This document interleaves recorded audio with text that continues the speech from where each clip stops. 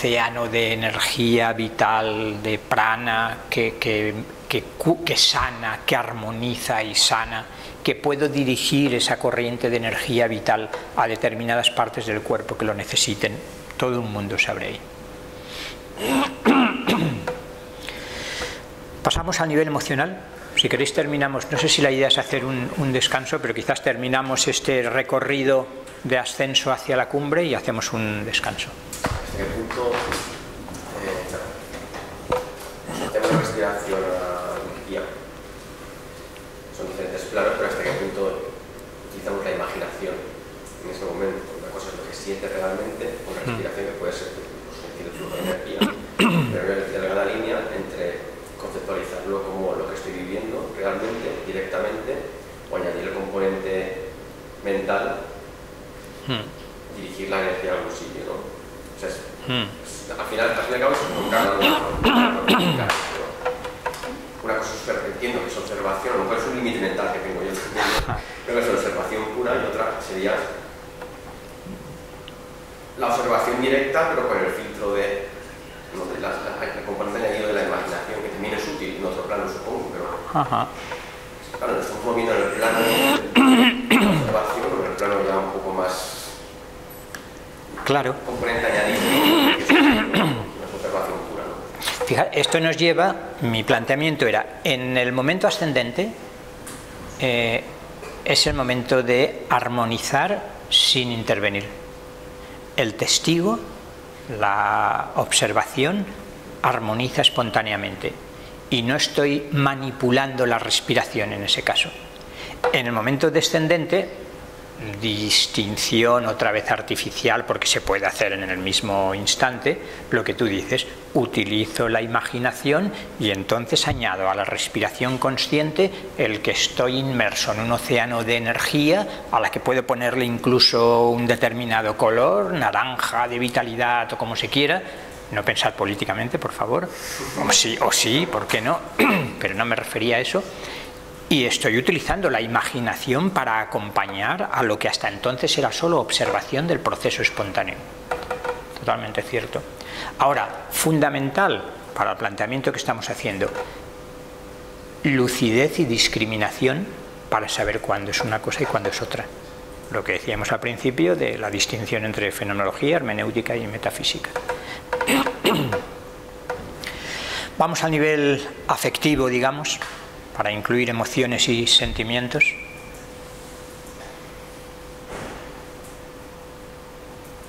Insinúo dos aspectos, por si queréis decir algo en alguno de los dos. Fijaros que en el primero observábamos cualquier contenido emocional que aparecía en el campo de nuestra conciencia. ¿Se ve? Una vez más, no intervengo. Constato, observo y digo, ostras, emerge una sutil tristeza. Y esto ya puede llevarme a una historia que me lleve al huerto. ¿A qué se debe? Claro, es que justo antes de venir he tenido una pelea, una discusión con tal, con cual, y ya me pierdo. No es el objetivo, sino observar. O ligera tristeza o al contrario, hay una paz especial o hay una alegría sutil. Observo, no estoy intentando producir ningún sentimiento ni emoción, observo. Segundo momento, segundo aspecto. Muy sutilmente sí que insinuábamos, invitamos a un sentimiento profundo determinado. En este caso he propuesto paz. Una vez más, se abre tal campo con la experiencia de la paz profunda que no es de extrañar que la mayoría, muchos de nosotros, llegue un momento en que digamos, ostras, ahora entiendo por primera vez lo que significa una paz profunda. Como que tengo que reconocer que no había experimentado hasta entonces este estado, este sentimiento al que le encaja perfectamente la noción de paz. Yo insinuaba dos muy concretos. Paz, que es un estado muy determinado, con mayor o menor profundidad, y lo distinguía sutilmente de lo que he llamado serena felicidad. insinuando que eso era el fondo de nuestro ser. Tesis muy metafísica, ¿eh? Y que como descripción fenomenológica habría que ver si en algún caso parece revelarse que es así. Pero en principio la sugerencia con implicaciones metafísicas es algo que suena tan descabellado en nuestra concepción antropológica y psicológica dominante. El fondo de nuestro ser, y digo ser y no cuerpo, con todo lo metafísico que eso supone, es no solo conciencia, sino paz gozosa. Esa serena felicidad que los hindúes llaman Ananda, que he insinuado, y que puede uno descubrir en el fondo de su ser. ¿Se ve? En cualquier caso, sin la implicación metafísica, si aceptamos que todos somos un poco sugestionables en el mejor sentido de la palabra, estamos sugiriendo establecernos en un estado de paz y de serena felicidad. ¿Algo sobre esos dos momentos? Intentando centrarme en lo que estás comentando, por comentar una experiencia personal, porque en el fondo es una experiencia personal. Claro. Esa sensación de paz la percibo cuando noto en mí el flujo de los pensamientos con una fuerte sensación de desprendimiento de ellos. Es decir, como que ya no me pertenecen, no, o que están o son algo ajeno. Entonces cuando puedo ver cómo pasan y sentir que hay un fondo que está en paz. No sé si sería exactamente eso que te has descrito. Sí, pero fíjate, una vez más, la mente siempre, bueno, no sabe funcionar nada más que analizando, fragmentando y compartimentalizando. Pero normalmente están unidos todos los niveles, físico, emocional y mental. Y tú has descrito muy bien la unión de la paz, que en principio es un estado emocional, un sentimiento, me encuentro en un estado de paz, con lo que sucede en los pensamientos, y es lógico. La liberación de la identificación con los procesos mentales produce esa serenidad mental, esa calma en la mente que va acompañada de la paz en el corazón. Porque emoción y pensamiento van prácticamente siempre unidos. Por tanto, es la distinción analítica mental la que hace que nos focalicemos más o en el aspecto afectivo o en el aspecto mental, sin querer decir que estén separados, pero conviene diferenciarlos aunque no estén separados. Efectivamente, describes bien. Este tipo de descripciones va muy bien. Además, normalmente ayudan a otros que están sintiendo lo mismo y que a veces nos resulta difícil formular. Y nos resulta difícil formular porque los matices en el mundo interno nos han pasado desapercibidos. Ni en la educación, ni en la formación, ni académica, ni existencial habitual, estamos acostumbrados a prestar una atención fina y detallada a nuestros estados internos, y mucho menos a conceptualizarlos de manera detallada y precisa. Se ve que son dos artes y el último puede ser secundario. Dejemos la conceptualización para los que también son amantes de la conceptualización, pero no es necesario. Simplemente el estado en sí es fundamental. Pero ayuda, porque yo eso lo utilizo solamente cuando ahora se deja de observar. ¿Sabes? Claro. Es cambia de marco. Claro. Que lo percibes ahora. Estoy dedicado a este momento, estaba observando. Deja de observar y simplemente atiende o céntrate al espacio luminoso, claro, en el que estás. Ha sido en ese momento, en mi experiencia personal por lo menos, cuando he dado el salto a lo que estaba haciendo, a centrarme y involucrarme en ese espacio. Luminoso ha ayudado bastante. Claro. Describir ese espacio como de esa forma, ¿no? El hacer al estar. Es conceptual, pero ayuda a experimentarlo a otro nivel, ¿no? Las palabras son como indicaciones, ¿no? Flechas que indican hacia dónde tenemos que ir, que tenemos que dejar algún momento, ¿no? Pero ayuda. Lejos de mí, en el enfoque integral al que me gustaría participar, eliminar la importancia de la precisión en la palabra, y de hecho lo que puede parecer un decir 4 palabras sin más para dirigir la meditación son formulaciones muy precisas de estados de conciencia y de estados de ánimo que son frecuentes, pero que muchas veces, como dices tú, por no ver el rótulo, el concepto, pasamos de lado. Se ve que sería un uso útil de la mente o la inteligencia discriminativa en este caso. Es útil porque ayuda a reconocer el estado y a permanecer en él. Pasamos al penúltimo nivel, que era el de los pensamientos. En realidad el campo de batalla en la meditación suele ser el nivel mental, a menos que uno esté en una crisis emocional importante y esté angustiado o esté deprimido. Estados en los que habría que plantear, y quizás tampoco sea el momento, de cuándo conviene la meditación y cuándo no, o más exactamente qué tipo de meditación conviene en cada momento, en cada estado y a cada persona. Se ve que se nos abre otro mundo. Ya no es decir, bueno, meditación sí o no. En el caso de una estructuración egoica muy débil, meditación sí, meditación no, o qué tipo de meditación. O cuando uno está deprimido, en una depresión, ¿conviene meditar? O cuando uno está muy angustiado, o en un caso de TOC, de trastorno obsesivo compulsivo. Pues aquí se abre todo un campo de investigación enorme y que yo creo que está poco trabajado. Claudio Naranjo ha insinuado algo en ocasiones en relación con el eneagrama que tanto le gusta. Quizá cada eneatipo conviene encaminarlo hacia un tipo de meditación, pero yo creo que aquí se abre otro mundo que no está suficientemente trabajado. Vamos al campo de la mente.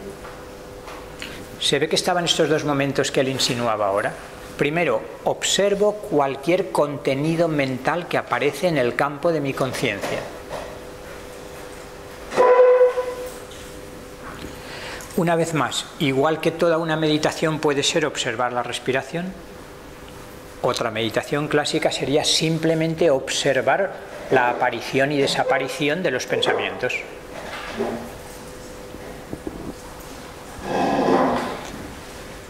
Antes estábamos analizando distintos aspectos: la cantidad de los pensamientos, la calidad de los pensamientos.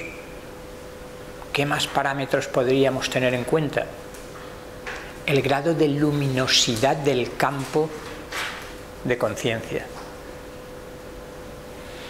Fijaros que al decir esto estamos transitando de los contenidos al campo. Segundo momento, primero me importaba ver cuando aparece un contenido en mi conciencia, pero no me engancho. Cuando me encuentro al capitán Garfio me engancho, dice un título de la Gestalt muy interesante. Nos enganchamos, sobre todo cuando la gente nos pone ganchos, por ejemplo seductores. Entonces, ante una actitud seductora me engancho, porque me identifico y mecánicamente, emocionalmente, me engancho. ¿Vale? Entonces, observación de los pensamientos. Primera parte, estoy viendo cómo aparecen, pero no me interesa engancharme en el contenido. No estoy pensando. Mi objetivo aquí no es reflexionar sobre los pensamientos que aparezcan. ¿Se ve la diferencia, que es muy importante?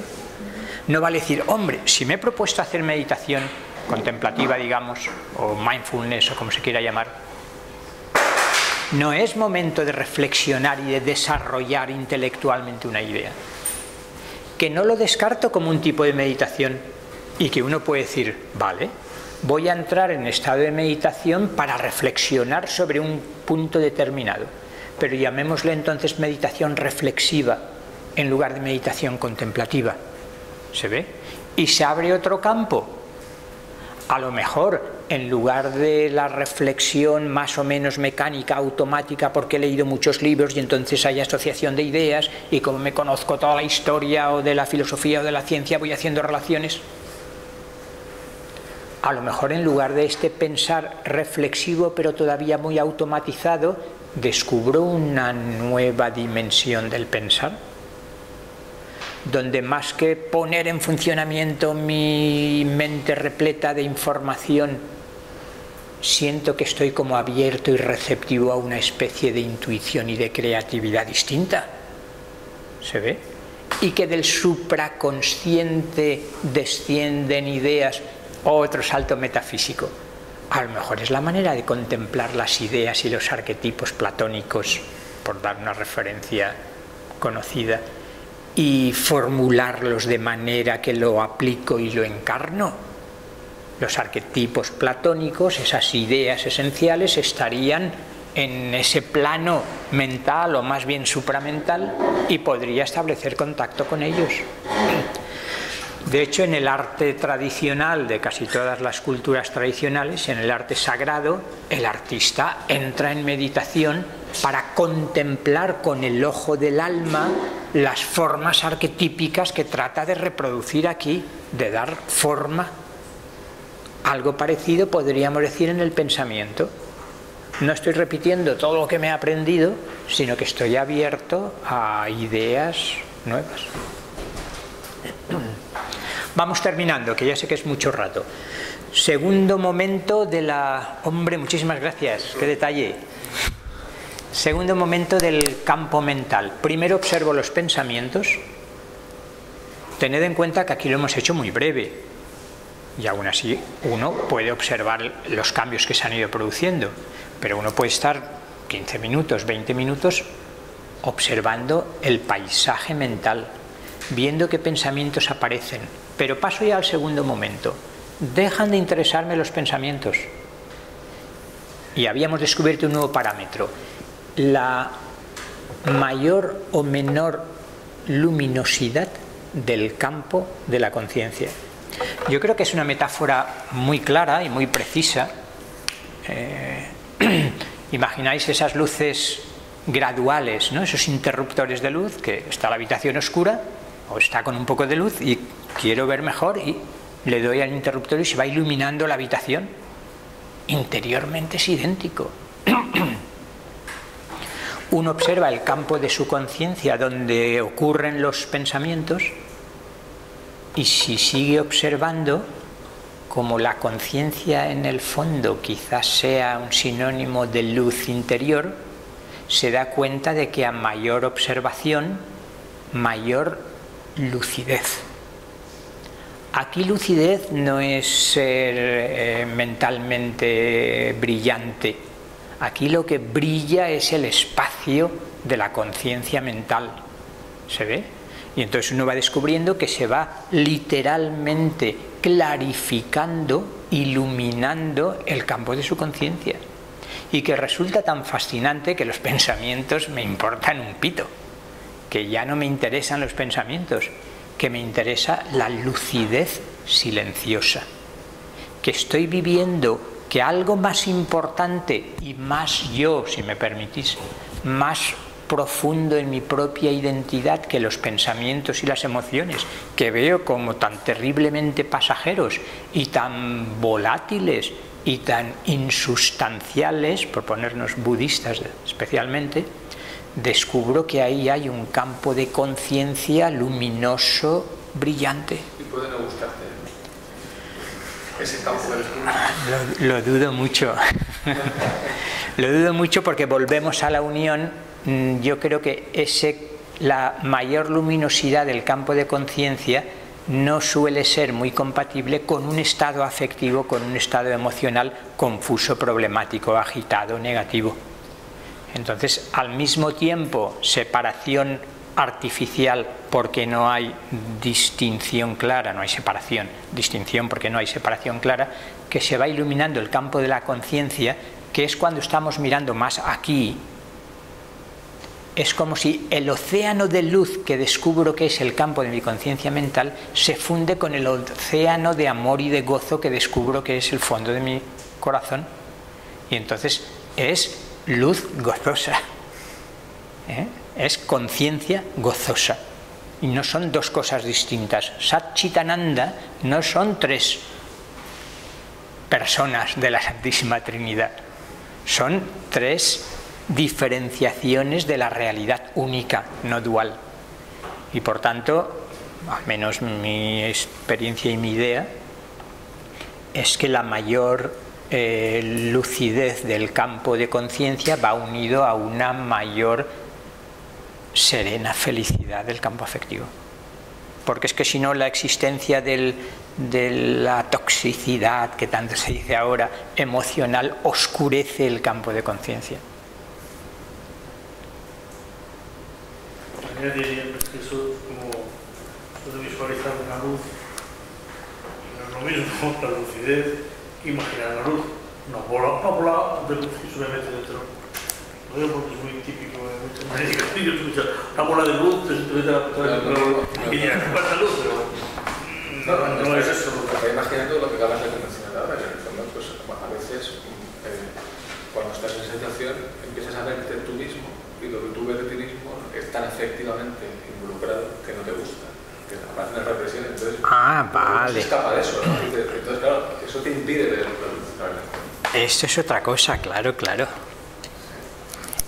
Justamente esa mayor luminosidad del campo de conciencia, que corresponde con lo que antes llamamos una ampliación del campo de nuestra conciencia, que hace que emerjan lo subconsciente y descienda lo supraconsciente, puede selectivamente, como lo inconsciente está presionando, la imagen de mí mismo que no me gusta, o el conflicto que acabo de vivir, o el microtrauma que emerge, en cuanto eso emerge, se me va la lucidez silenciosa. Viene la preocupación y se produce una constricción, una contracción del campo de mi conciencia y vuelvo a sentirme identificado y empequeñecido en mi ego. Mientras que lo otro es una expansión. La experiencia es, algunos recordaréis en la mística cristiana, creo que el pseudo Dionisio tiene una expresión que me parece genial, y es la de que él lo decía de Dios, la conciencia que uno descubre es una esfera en la que el centro está en todas partes y la circunferencia en ninguna. ¿Se ve el poder de esa imagen metafórica? Ni siquiera metafórica, ni siquiera imagen, realidad. Es decir, la conciencia está contraída cuando está identificada con una emoción o con mi propio ego, con mis preocupaciones mentales, y cuando se libera el genio de la botella, no, vivimos embotellados en nuestra mente, en nuestros pensamientos. Y la experiencia de libertad interior como concepto preciso, fenomenológico, es inmensa cuando uno con lo que se está identificando es con la luminosidad gozosa de su conciencia y no con una preocupación egoica determinada. Con lo cual tenemos conceptos fundamentales que retomamos experiencialmente. Paz, gozo, lucidez y libertad se convierten en experiencias muy concretas, muy precisas. Y una vez más, en la cuestión de la libertad, luego se despliegan todas las libertades, desde las metafísicas hasta las psicológicas y las sociales y políticas y civiles. Pero la experiencia, la vivencia fenomenológica de libertad, en este caso respecto a nuestros contenidos, a nuestras identificaciones, es un hecho experiencial. Claro. Ahora sí que termino ya. Hemos llegado a la cumbre, estamos en el espacio de la conciencia, en el campo de conciencia. Antes he dicho que iba a distinguir tres aspectos y solo he dicho dos. He dejado para el final este. Hemos estado hablando de contenidos de la conciencia y del campo de la conciencia. ¿Nos falta algo?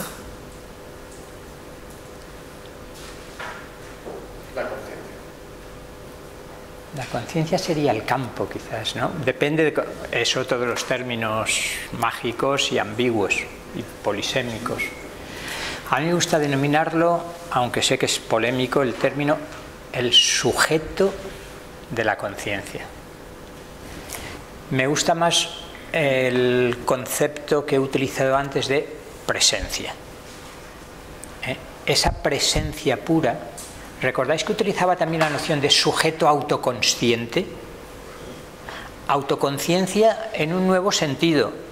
Psicológicamente es más frecuente entender autoconciencia porque soy consciente de mis contenidos, ¿no? Lo que estoy proponiendo es una nueva noción de autoconciencia en la que no es que sea consciente de esos contenidos míos, sino que la conciencia es consciente de sí misma. Y para mí una realidad que es consciente de sí misma merece el nombre de sujeto. Ningún objeto, en el sentido técnico que estoy intentando expresar, es consciente de sí mismo. Eso solo lo tienen los sujetos.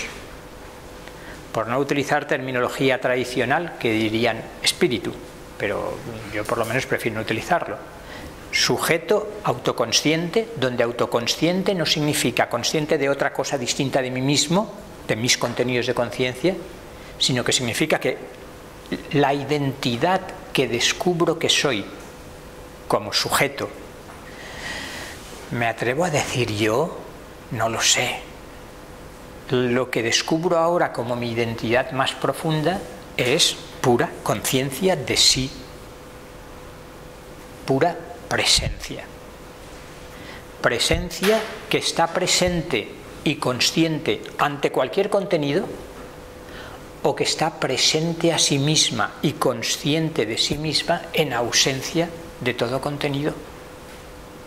Y esa presencia, desde mi perspectiva, es distinta de cualquier contenido e incluso del campo. El campo sigue siendo una imagen espacial y la presencia no es espacial ni temporal. Hemos llegado a la cumbre de la montaña. A esa experiencia no le conviene ningún concepto, es literalmente inconceptualizable, es irrepresentable, es inobjetivable. ¿Se ve? Solo cuando caigo en la mente y se reduce la conciencia, conceptualizo, objetivizo, represento. No, es que estaba ahora mismo surgiendo una imagen. Cuando llegamos a ese punto, cuando uno se siente Sísifo, que siempre detenta. ¿Cómo que me he perdido lo último? Cuando llegamos a ese punto de descripción, de explicación, es cuando uno lo ve para sí mismo y dice, soy Sísifo. Sísifo. Que siempre lo intentas, pero nunca llegas a la cima. Ya. Hay una concepción... Eso lo dice el ego. Eso lo dice el ego, efectivamente. Que siempre está tapando. Etimológicamente, conciencia, podemos decir que stile es conocimiento, pre-stile es una especie al conocimiento o a la mente, ¿no? Entonces, probablemente la presencia es una pre-stile, previo a, ontológicamente hablando, ¿no? Al conocimiento en sí, o a la mente en sí. Entonces, pues sí, sería una forma nueva de aludir al espíritu o algo así, al ser, ¿no? Quizá el ser también, no sé, no pienso, algo así. Y ya cuando es constile, ya es constile, pues sí, conocimiento. Y todo conocimiento es una representación, como otro, ¿no? Igual, también. Aquí lo importante no es tanto el concepto que se utilice como no perdernos una vez más en el concepto.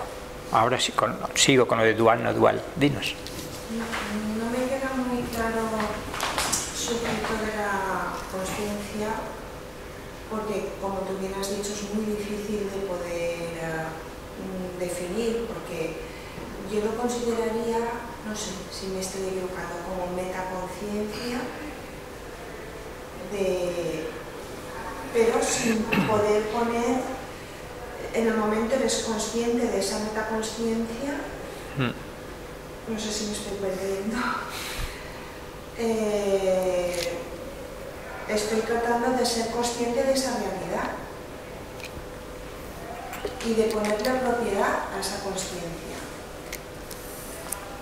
quien dice eso lo está viendo desde fuera. La propia conciencia es consciente de todo y de sí misma. ¿Se ve la diferencia? Y volvemos, no sé si lo he entendido bien, pero Antonio hacía referencia a la concepción de no dualidad. La experiencia que estamos diciendo de presencia o de conciencia pura sería experiencia de no dualidad. Entonces, no hay algo o alguien que está siendo consciente de otra cosa. Ese sería el último paso antes de dar el salto final, en el que todavía hay una identificación egoica, mental, y entonces estoy vislumbrando, estoy intuyendo la conciencia, pero lo sigo viendo como algo distinto de mí. ¿Se ve la diferencia? Y entonces todavía hay alguien que se está esforzando a ver si lo consigo, pero uno descubre que todo eso son movimientos de la mente, del ego mental. Y que esos movimientos del ego mental están intentando, son un intento de transparentar el ser, la presencia, inconceptualizable. El problema de dualidad, no dualidad, de yo o no yo, anatta, anatman en el budismo, es que cualquiera de los dos son conceptos duales que no tienen sentido ante la experiencia en sí, que está más allá de cualquier concepto. El término yo sería otra posibilidad, pero es que el término yo nos reduce, automáticamente el término yo lleva a limitarnos. Se me ocurre, más bien en vez de yo, en el yo soy, lo que brilla es más la experiencia, la intuición es más de soy que de yo. Pero es lo mismo, lo que yo soy es el soy, más que el yo. Esto sería secundario. Lo que me estás intentando explicar es tan experiencial que si no lo experiencias, no lo ves. ¿No es experiencia? Bueno, no No es una experiencia más, dice Antonio. Yo diría que es vivencial. Bueno, vale. No se puede hacer nada. Bien, no, de acuerdo, pero... No se puede hacer nada. ¿Cuando vives o cuando lo dices? No. Pero yo creo que nos hemos mirado hacia la cumbre, pero descendamos pronto. Porque por algo nos pusieron 2 arcángeles con espadas de fuego para que no volviéramos a entrar inmediatamente al paraíso con esa bella imagen, como sabéis, ¿no? Si estamos aquí es porque tenemos que estar aquí, conscientes aquí. Si no, nos perdemos allí, queremos irnos al cielo, entre comillas, entrar en nirvana. A lo mejor es que se trata de traer el cielo a la tierra, de convertir el samsara en nirvana. ¿Se ve? Por tanto, incluso en la discusión es muy fácil quedarse enganchados también en el concepto o en la experiencia, porque es lo sublime. Entonces, hemos llegado a lo último y esto sí que es fascinante. Y lo es, pero desde mi punto de vista no concederle toda la importancia a aquello, sino, vale, hemos vislumbrado aquello, pero ahora nos toca el momento de descender, de salir al mercado con esa célebre imagen de la doma del buey, ¿no?, que les gusta a los del Zen.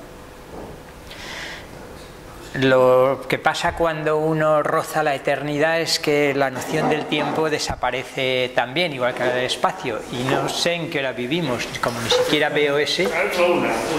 Es la 1. Hacemos un pequeño descanso, lo digo por posibles, 10 minutitos, ¿vale?